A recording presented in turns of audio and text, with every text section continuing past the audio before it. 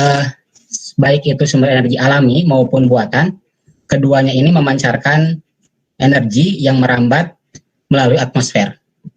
Nah, dari atmosfer ini kemudian mengenai objek dan dipantulkan atau dipancarkan kembali sehingga dapat direkam oleh sensor yang dibawa oleh wahana.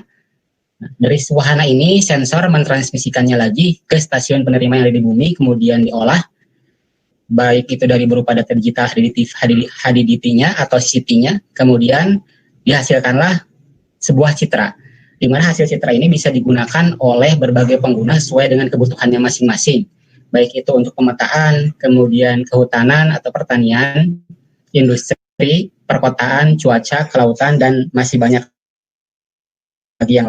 Baik Bapak Ibu, perkembangan penginderaan jauh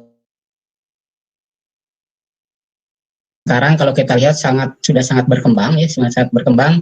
Dimulai dari tahun 1858 manusia mulai memanfaatkan kamera, kemudian kamera itu dibawa oleh wahana ke udara. Awalnya dibawa melalui kren, kemudian juga balon udara, kemudian di tahun 1919 mulai dibawa oleh pesawat udara. Nah, di sini mulai berkembang analisis kajian foto udara yang dimana pada mulanya hanya dimanfaatkan oleh kalangan militer dan pemerintah tertentu saja.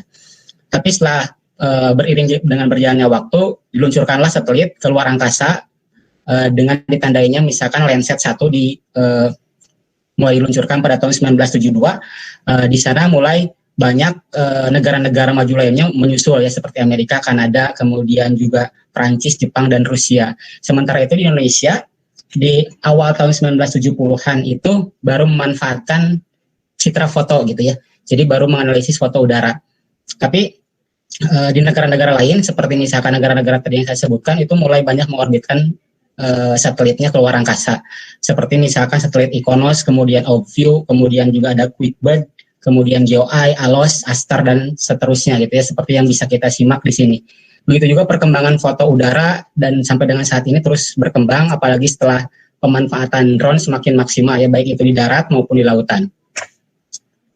Dan kita juga tidak hanya melihat perkembangan itu dari sisi wahananya saja, tetapi dari sisi perkembangan aplikasinya. Jadi sudah banyak pemanfaatannya pada berbagai macam bidang, baik itu dalam kajian fisik maupun sosial. Kemudian juga pemanfaatan tersebut berbagai macam spektrum, dari awalnya misalkan multispektral, kemudian jadi multisumber, kemudian hyperspektral, kemudian yang dulunya dari manual sekarang sudah mengarah ke perkembangan teknik analisis yang digital, kemudian dari per pixel, kemudian jadi per objek, dan pada intinya sampai dengan saat ini penginderaan jauh itu digunakan sebagai kerangka kerja untuk menyelesaikan permasalahan-permasalahan geosfer. Nah, ini antara lain pemanfaatan penginderaan jauh ya. Ada untuk pemanfaatan sumber daya alam, kemudian juga terkait mitigasi bencana, dan ini tools ini merupakan salah satu atau mungkin bisa dikatakan satu-satunya yang dapat menganalisis kejadian bencana real time gitu ya. Kemudian juga pemanfaatan untuk strategis lainnya. Bicara penginderaan jauh juga tidak akan terlepas dari kemampuan citra ya. Kemampuan citra ini dinamakan dengan konsep resolusi dalam penginderaan jauh. Jadi pada definisinya resolusi ini merupakan kemampuan suatu sistem optik elektronik dalam membedakan informasi yang secara spasial atau temporal berdekatan ataupun secara spektral mempunyai kemiripan. Resolusi ini juga beragam, setiap citra itu memiliki spek masing-masing, ada resolusi radiometriknya, kemudian spektralnya, secara spasial dan temporal. Nah, resolusi ini kita akan coba perdalam lagi satu persatu. Nah, dari segi konsepnya, resolusi radiometrik ini merupakan kemampuan sensor dalam mencatat respons spektral objek yang ditandai dengan bit coding. Sedangkan resolusi spektral ini kemampuan sistem optik elektronik untuk membedakan informasi atau objek berdasarkan pantulan atau pancaran spektralnya. Sedangkan resolusi spasial ini kemampuan citra untuk menampilkan objek terkecil yang dapat terdeteksi oleh suatu sistem penginderaan jauh. Dan resolusi temporal kemampuan sistem penginderaan jauh untuk merekam ulang daerah yang sama. Nah, setiap citra ini memiliki kemampuan yang berbeda-beda, tapi dalam artian kemampuan tersebut itu dikembalikan kepada kebutuhan atau pemanfaatannya untuk apa. Bukan berarti yang resolusi spasialnya tinggi itu lebih baik daripada yang resolusi spasialnya rendah, begitu juga sebaliknya. Nah, resolusi radiometrik kita contohkan seperti ini, kemampuan citra yang disimpulkan atau sederhanakan menjadi kemampuan bit coding. Ada yang 8 bit, ada yang 9 bit, ada yang 10 bit gitu ya. 0 sampai 25 ini untuk 8 bit, begitu juga seterusnya yang 10 bit misalkan 0 sampai 1023. 0 itu artinya kenampakan pada citranya akan gelap atau hitam, sedangkan 255 ini kenampakan pada citranya akan terang gitu atau warnanya putih. Kemudian resolusi spektral ini kemampuan respon spektral ketika mengenai objek. Jadi semakin resolusi spektralnya tinggi, maka kemampuan akan semakin baik. Di mana respon spektral ini kalau mata kita manusia itu hanya bisa merespon pada visible spektrum di panjang gelombang 0,4 sampai dengan 0,7 mikrometer. Dan pemanfaatan-pemanfaatan yang lainnya di penginderaan jauh hanya sebatas sampai dengan thermal, infrared dengan near dan mid infrared. Yang selebihnya ini digunakan untuk telekomunikasi, kemudian X-ray ini mungkin di kedokteran dan sebagainya. Terkait resolusi spasial, nah ini kemampuan satelit atau citra untuk menampilkan objek terkecil yang ada di permukaan bumi. Jadi ada kemampuan yang resolusi spasialnya 80 meter sampai dengan kemampuan resolusi spasialnya 0,5 meter.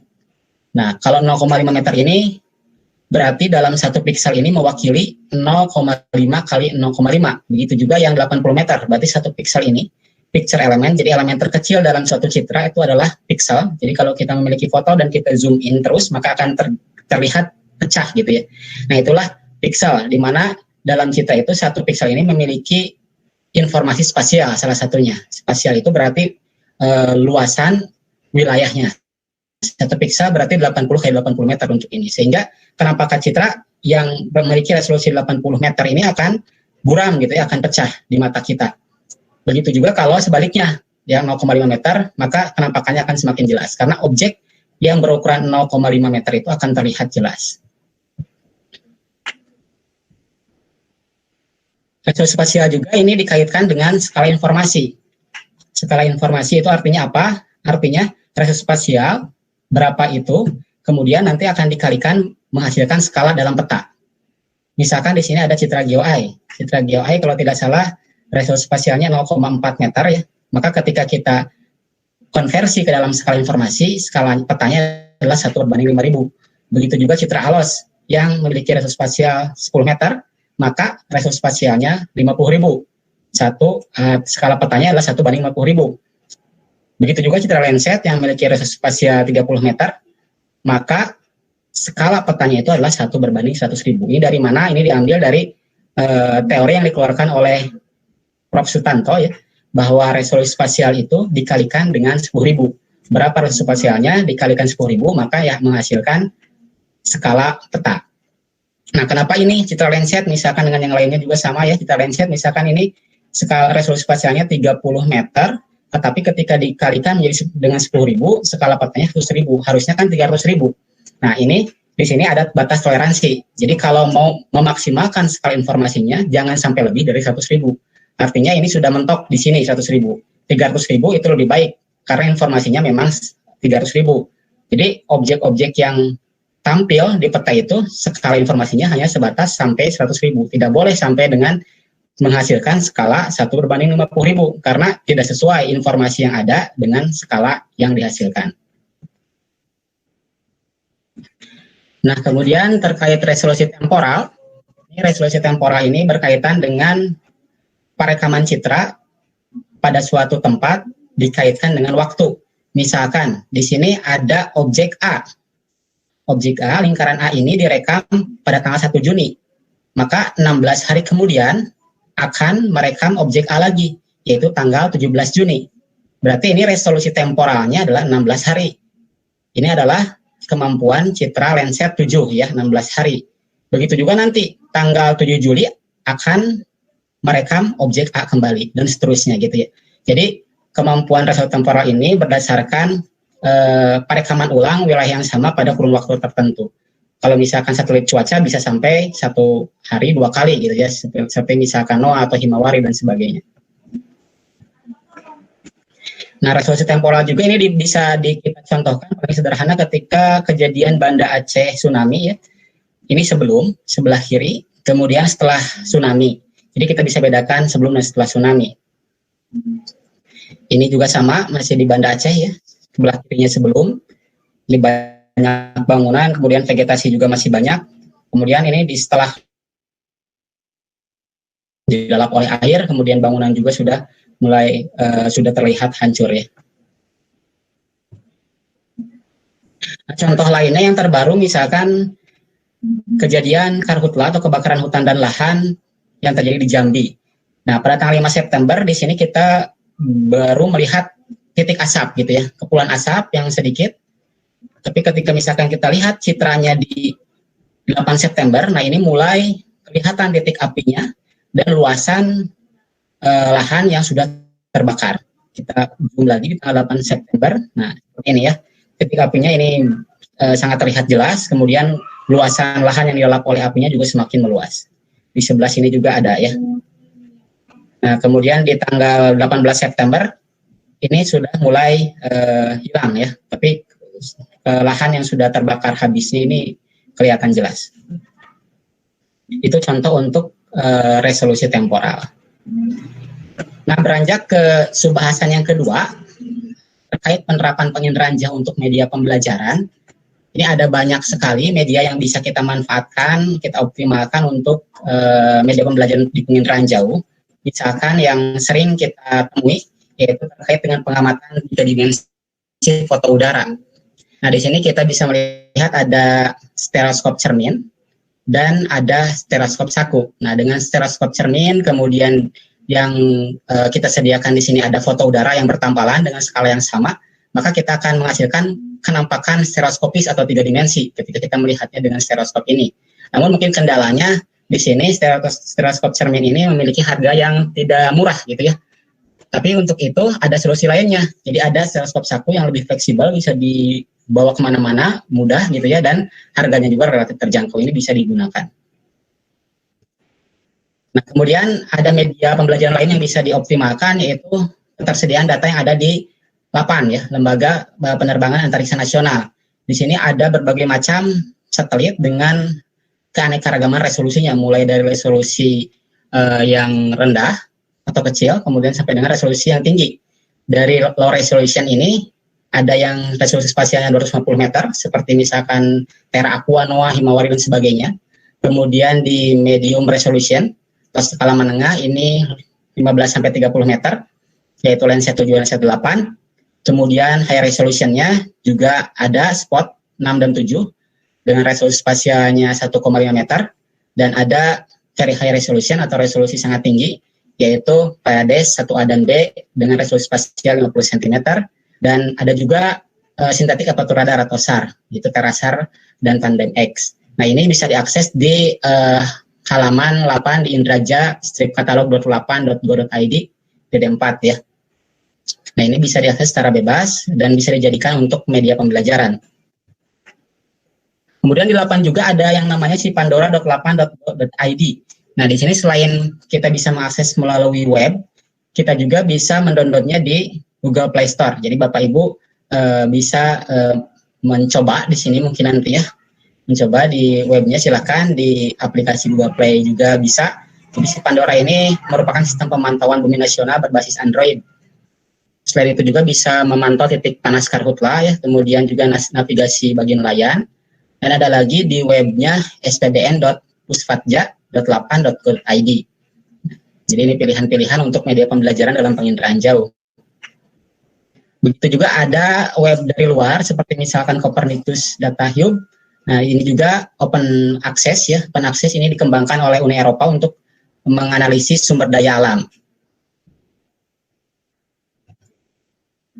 Nah, dan yang paling relatif terkenal mungkin bagi analis penginderaan jauh, ini sering digunakan yaitu di websitenya USGS, United States Geological Survey, di situsnya explorer.usgs.gov. Di sini ada berbagai macam satelit yang satelit penginderaan jauh, yaitu berupa citra non foto atau citra satelit ya. Di sini bisa kita manfaatkan seperti Landsat, kemudian MODIS, kemudian juga di sana ada Aster, Sentinel, sampai dengan SRTM ya. Nah, kita tinggal daftar atau register, Bapak Ibu, tinggal daftar, kemudian nanti mengisi isian, memasukkan alamat email, lalu nanti akan ada email konfirmasi, dan baru bisa login ke website ini. Ada lagi yang relatif baru, ini ada China National Space Agency atau CNSA, ini juga bisa dimanfaatkan. Ketersediaan data citranya cukup bisa dieksplor lagi ya di sini. Nah, media yang berikutnya, yang ini pernah saya kerjakan dengan teman-teman guru di Bekasi. Ini terkait pembuatan peta penutup lahan dengan basis datanya adalah Citra Landsat 8 OLI tahun 2019 dengan SNI penutup lahan tahun 2014. Nah, ini kita bisa menghasilkan peta untuk media pembelajaran. Jadi sumbernya memang ini hanya dari citra satelit penginderaan jauh, yaitu Landsat 8. Kemudian ada lagi ini analog juga sama, akan tapi ini setelah dimodelkan dengan parameter-parameter yang lain, sehingga kita bisa menghasilkan media pembelajaran peta tingkat kerawanan wilayah terhadap pandemi COVID-19 Kabupaten Bandung. Ini saya ambil dari websitenya Program Studi Said ya, dari UPI. Selanjutnya, alternatif pemilihan perangkat lunak dan media dalam pembelajaran. Nah, alternatif perangkat lunak itu juga banyak dalam penginderaan jauh, baik itu berupa software yang sifatnya berbayar ataupun yang open source, atau ada lagi yang bersifat berbasis web aplikasi, akses secara bebas gitu ya. Nah, ini misalkan yang software open source yang sudah lama banyak digunakan oleh analis penginderaan jauh. Sini ada ILWIS, Integrated Land and Water Information System. Ini bisa dicari juga ya, dan diinstalasikan ke dalam desktop ataupun laptop. Kemudian ada Saga GIS. Kemudian juga ada QGIS. Ini saya kira ini banyak dikenal ya, Quantum GIS ini, dan banyak digunakan. Kemudian ada Grace GIS juga. Dan berikut ada opsi software komersial. Nah, saya kira ini kan susah untuk diakses ya, karena memang ini berbayar. Seperti yang sudah lama digunakan itu IR Mapper, kemudian juga ada Erdas Imagine, dan ini Envy juga lebih banyak digunakan pada kayaknya untuk konsultan-konsultan pemetaan ya. Nah, ini web aplikasi ya, web aplikasi penginderaan jauh yang sifatnya open source juga bisa kita optimalkan. Ini salah satunya GeoHazard. Jadi ini lebih kepada platform komunitas untuk mengolah data open source. Kemudian ada Sepal, ini juga sama, platformnya penginderaan jauh. Ini juga sama open source, bisa diakses secara bebas, tapi kajian khususnya lebih kepada lahan. Nah, kalau Geoglam ini lebih kepada monitoring pertanian, dan bisa dieksplor lebih jauh lagi. Kemudian ada lagi Global Forest Watch. Nah, ini untuk melindungi hutan yang ada di seluruh dunia. Ini juga berbasis web aplikasi open source, bisa dilihat dan digunakan secara bebas. Dan ini yang menarik lainnya, yaitu Global Fishing Watch. Ini untuk melihat pemantauan penangkapan ikan secara komersil. Yang menariknya di sini ada sekitar 200.000 kapal yang mempublikasikan lokasinya ke dalam sistem identifikasi otomatis. Jadi kita bisa menggunakan ini juga secara bebas. Nah, berikutnya ini yang paling populer saat ini dan banyak dimanfaatkan oleh para analis penginderaan jauh. Salah satu web aplikasi yang paling mungkin bisa dibilang paling powerful ya, yaitu Google Earth Engine. Nah, ini juga bisa menjadi pilihan alternatif bagi Bapak Ibu untuk melakukan pembelajaran di sekolah. Nah, masuk ke poin utamanya, yaitu strategi pembelajaran penginderaan jauh di sekolah. Strategi pembelajaran penginderaan jauh di sekolah ini tidak akan terlepas dari 6 poin berikut ya Bapak Ibu. Yang pertama, kita harus tahu dulu masalah geosfernya itu apa. Jadi kalau terkait dengan masalah geosfer, kita mungkin familiarnya menyebut model pembelajaran ini adalah problem based learning ya. Jadi kita harus cari dulu masalah yang ingin dipecahkan itu apa. Kajian geser itu banyak, misalkan perubahan penggunaan lahan. Nah, kalau kita sudah mengerucut kepada satu permasalahan, silakan direncanakan citra penginderaan jauh itu yang sesuai itu apa untuk melakukan kajian atau analisis untuk perubahan penggunaan lahan. Nah, misalkan kalau itu berarti cocok menggunakan satelit Landsat, misalkan citra Landsat atau citra Sentinel yang resolusinya menengah. Kalau misalkan mau yang wilayahnya kota, berarti harus yang lebih detail lagi. Misalkan bisa QuickBird atau ObView. Nah, tapi mungkin bagusnya memang harus cari citra yang free gitu ya, tidak berbayar. Kemudian yang ketiga, lakukan pengolahan dan analisis citra. Nah, pengolahan analisis citra ini juga berjenjang ya, dari mulai pre-processing, misalkan dari koreksi, baik itu geometri, radiometri, koreksi topografi, sampai dengan misalkan nanti pengolahan seperti apa, pakai supervised atau unsupervised dan seterusnya. Nanti kita akan bahas sekilas. Kemudian setelah itu diolah, baru melakukan cek lapangan. Nah, cek lapangan untuk melihat seberapa besar kebenaran hasil pengolahan citra kita, baru nanti dilakukan uji akurasi. Kita akan tahu presentasi akurasinya itu seberapa tinggi. Apakah bisa dipercaya atau tidak hasil pengolahan citra kita. Baru setelah itu dilakukan reinterpretasi untuk melakukan koreksi, jadi interpretasi ulang, mana saja yang benar, mana saja yang salah, kita lakukan interpretasi di yang objek-objek yang salah, baru setelah itu bisa dihasilkan peta informatif. Nah, ini juga harus diperhatikan terkait kualitas citra. Jadi pada umumnya memang citra PJ ini mengandung data yang berkualitas tinggi dan akurat, namun kadang-kadang juga banyak errornya gitu ya. Karena itu dipengaruhi oleh kondisi lingkungan atmosfer. Misalkan ketika cuacanya buruk atau cuaca lagi musim hujan, maka akan banyak tutupan awan. Kemudian juga ada kesalahan acak. Ini dihasilkan dari sistematik pada sistem PJ-nya, misalkan sensornya tidak terkalibrasi atau adanya striping, seperti misalkan pada citra Landsat 7 yang mulai LLC off atau scan line korektornya sudah tidak aktif, sehingga menghasilkan garis-garis pada citra. Kemudian juga ada kesalahan pemrosesan, misalkan konversi datanya yang tidak sesuai. Nah, di sini contohnya ada koreksi radiometrik ya, enhancement pada line striping. Jadi sebelumnya ada garis-garis pada citranya, kemudian dilakukan koreksi sehingga setelahnya menjadi citra yang berkualitas tinggi. Nah, selanjutnya juga ada geometry correction atau koreksi geometrik, yang dimana ini penyesuaian kembali lokasi-lokasi pada titik koordinat yang sebenarnya di lapangan, sehingga memiliki referensi yang sesuai. Nah, sistem pengolahan citra ini kurang lebih kerangkanya seperti berikut. Citra itu diolah baik itu dengan visual maupun digital. Jadi kalau yang visual ini ada klasifikasi visual, kemudian nanti hasilnya ada hasil klasifikasi, kemudian yang digital ini nanti ada supervised dan unsupervised classification. Yang supervised ini yang terbimbing, kita harus menyediakan training areanya atau ROI, region of interest, atau sampelnya untuk memberikan contoh kepada komputer sehingga komputer bisa mengkelaskan dengan benar. Kalau unsupervised classification ini menyerahkan sepenuhnya kepada komputer untuk mengkelaskan pantulan spektral yang relatif homogen sehingga menjadi kelas-kelas tersendiri.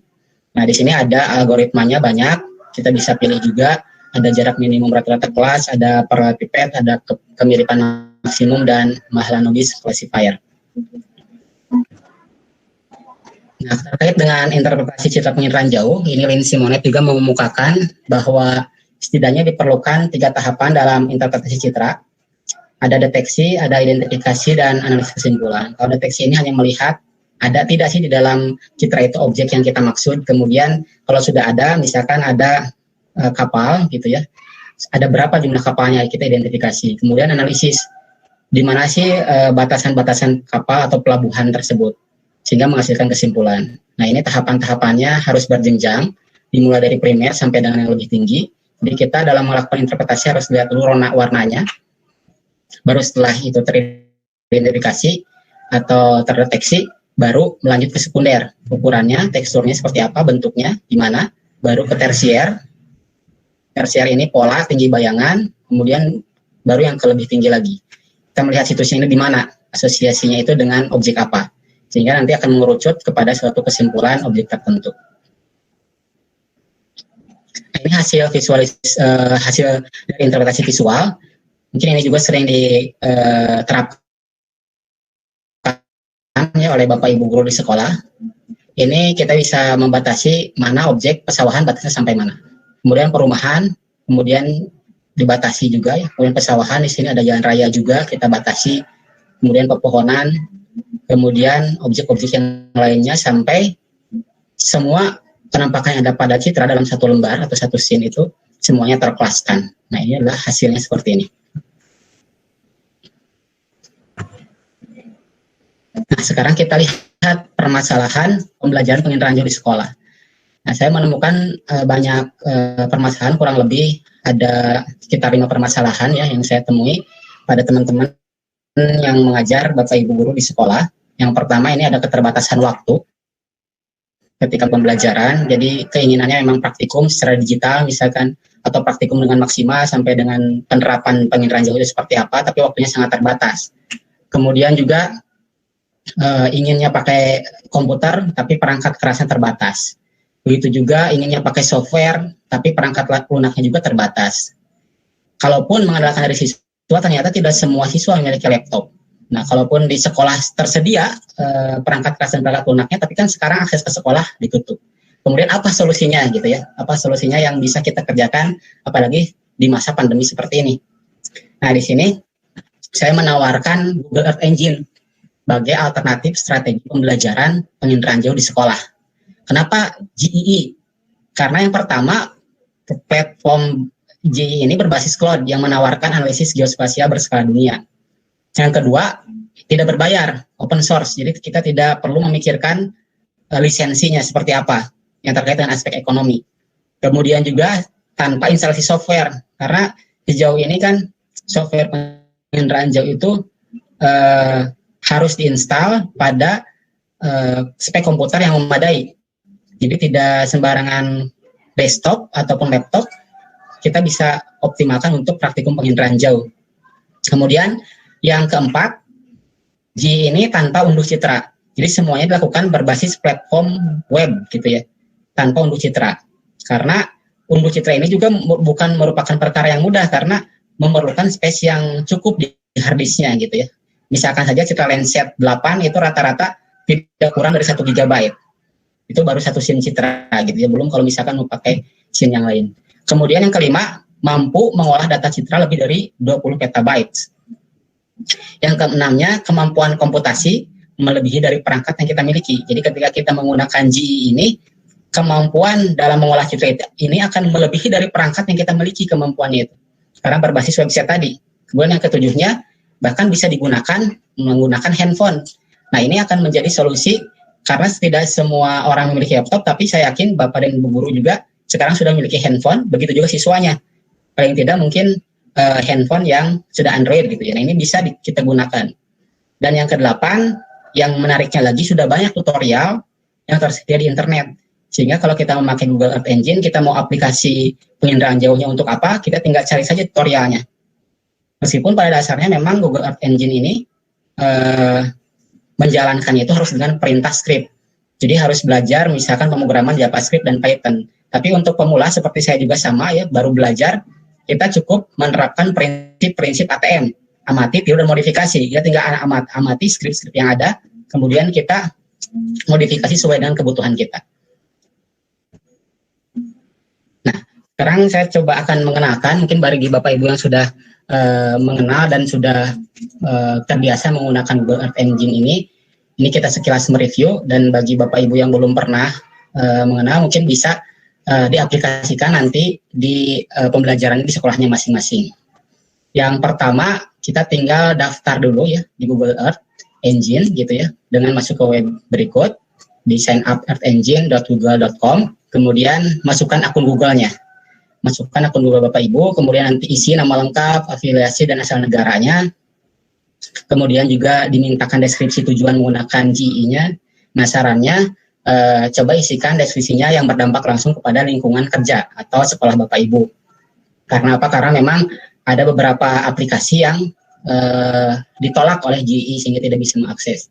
Nah, kalau misalkan sudah selesai, tinggal submit aplikasi Bapak Ibu, dan nanti tinggal tunggu email balasannya. Ini tidak akan lama, mungkin 5-10 menit kita bisa langsung cek emailnya. Nah, kemudian kita tinggal mengoperasikannya seperti apa. Ini di sini saya akan coba mengenalkan bagaimana mengoperasikannya.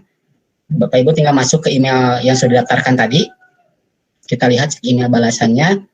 Baru kita masuk ada tautan Earth Engine Google atau Earth Engine Code Editor. Nah, kita tinggal klik di sana atau bisa juga masuk ke akses situs berikut gitu ya, codeearthengine.google.com, atau kita masuk ke googleearthengine.com, di sana ada platform, kita masuk ke code editor. Nah, maka nanti akan masuk tampilan seperti ini. Nah, di sini ada kurang lebih ada 4 kolom ya. Ada kolom yang sebelah kiri, ini ada script. Nih, jadi petunjuk scriptnya, perintahnya ada di sini semua Bapak Ibu. Kemudian ada docs. Nah, ini dokumen-dokumen yang kita hasilkan. Ini asetnya, aset manager. Kemudian nanti di sini ada di code editor, kita memasukkan perintahnya. Script-scriptnya kita masukkan ke sini. Kita mau instruksikan apa? Kita mau membuat apa dalam Google Earth Engine ini. Kemudian nanti di sini ada inspektor, konsol, dan task. Di inspektor ini kita bisa menunjukkan lokasinya, kita mau di mana, pixelnya mau di mana, lokasinya. Kemudian di konsol ini nanti akan keluar hasil dari perintah kita. Setelah kita klik run ya ini, nanti akan keluar hasilnya di bagian konsol. Kemudian task manager ini tugas-tugas yang bisa kita berikan kepada Google Earth Engine untuk misalkan memvisualisasikan dan sebagainya, nanti bisa di task. Nah, di kolom yang terakhir ada geometry tools dan zoom. Nah, geometry tools ini untuk menggeser-geser ya tampilan map ini. Kemudian juga untuk menentukan geometri, lokasinya kita mau di mana, baik itu berupa titik maupun rektangular, atau kita membuat wilayah tersendiri bisa menggunakan geometry tools. Nah, ini juga penting geometry tools ini karena kita harus berbasis lokasi. Jadi wilayah mana yang akan kita olah citranya. Kemudian di ini ada zoom in dan zoom out ya seperti biasa, dan bagian terakhir ada layers. Nah, layers ini juga tampilannya kita bisa atur, RGB-nya seperti apa, kontrasnya atau transparansinya sampai sejauh mana kita bisa atur di layers. Oke, selanjutnya.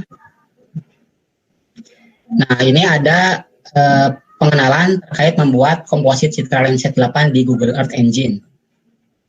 Nah, di sini saya sudah sediakan, ini mudah-mudahan saya harapkan bisa diterapkan ya Bapak Ibu di sekolah. Saya sudah sediakan skripnya, nanti Bapak Ibu tinggal copy kemudian pastekan di sini. Nah, sebelumnya kita lihat dulu di skrip ini ada koleksi citranya, kita membutuhkan citra mana gitu ya. Ini skripnya, kemudian kita saring koleksinya dengan menggunakan titik. Saring di mana lokasinya, misalkan ini saring titik sama dengan Landsat 8 dan seterusnya. Ini filter bond itu adalah wilayahnya sampai sejauh mana atau mau di mana gitu ya. Kemudian setelah kita saring koleksinya, menyaring koleksi dan menggunakan waktu. Nah, jadi citra tahun kapan yang mau kita gunakan. Nah, di sini skripnya saya arahkan citra yang akan kita saring adalah citra tanggal 1 Januari 2019 sampai dengan 31 Desember 2019. Nah, kemudian ini print saring waktu, nanti akan muncul citra-citranya. Kemudian perintah berikut akan mengurutkan data dari tutupan awan yang sedikit ke banyak. Jadi nanti kita saring tutupan awan yang paling sedikit. Nah, misalkan dengan perintah script ini, variabel citra 8 urut awan first. Jadi yang paling sedikit awannya kita ambil. Kemudian setelah masukkan, copy dan pastekan ke sini, semuanya ini harus mirip ya, seperti ini urutannya. Baru kita paste di sini, setelah itu klik run. Nah, setelah bekerja nanti akan muncul hasilnya itu di konsol. Nah, di konsol ini titiknya tidak ditemukan, titik is not defined in the scope. Nah, artinya kita harus meletakkan geometrinya, lokasinya mau di mana. Nah, kita tinggal arahkan ke tambah geometri. Nah, di sini kita pilih titik. Nah, kalau saya contohnya di sini di Tasikmalaya ya, kita arahkan ke Tasikmalaya titiknya. Kemudian setelah itu akan muncul import variabel barunya di sini di atas. Nah, awalnya ini namanya geometri. Nah, kemudian nanti kita rubah dengan nama titik. Karena apa? Karena di script yang kita perintahkan namanya bukan geometri tapi titik, sehingga nanti ketika di run akan sesuai dengan perintahnya. Titik di sini mewakili lokasi, diwakili oleh lokasi ini. Nah, nanti di sini di konsolnya juga sudah oke ya. Nah, setelah itu kita coba tampilkan komposit citranya dengan cara mengcopy pastekan satu persatu.